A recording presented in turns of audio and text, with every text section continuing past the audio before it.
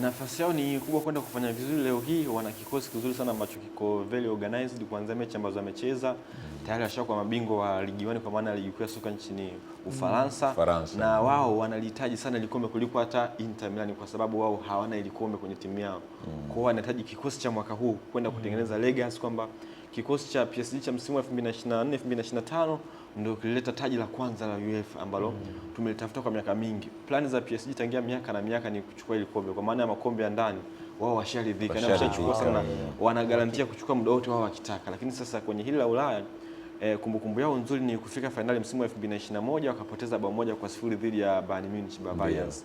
Kipindi hicho wakiwa na kina Mbappe, lakini wakaja kina Messi hapa katikati, kina Neymar, hawakufanikiwa kufanya vizuri. Msimu huu chini ya Luis Enrique wanafika finali kucheza na Inter Milan. Ni mechi ambayo itakuwa bora sana na wana demand kombe kwa sababu wanahitaji kuweka rekodi kama nilivyozungumza, lakini pia wana quality, wana Ousmane Dembele ambaye kwa mimi binafsi kwenye orodha ya wachezaji watano ambao wanakwenda kuwania Ballon d'Or, uwezo kaacha kumtaja Ousmane Dembele kwa mafanikio ambayo wameyapata msimu huu.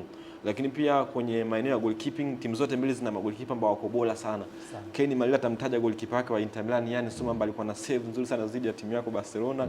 Lakini PSG nao wana Donnarumma ambaye ni goalkeeper ambaye ana save sana, lakini tatizo lake ni kwenye footwork pekee yake. Yani ukimrudishia mpira anatetemeka, lakini hayupo kama wewe goalkeeper. Lakini mikononi ana kazi kubwa. Kwa huku kuna Donnarumma, huku kuna yani Soma, huku kuna Ousmane Dembele ambaye unaweza kumtaja kwenye wachezaji watano ambao wanawania Ballon d'Or kwangu mimi binafsi. Lakini pia kuna Lautaro Martinez kwa upande wa Inter ambaye na yeye ana takwimu nzuri. Kwa acha tusubiri, lakini itakuwa ni mechi bora sana kwangu mimi. PSG ana nafasi kubwa na wanahitaji kufanya hivyo kwa sababu wanahitaji kuweka rekodi.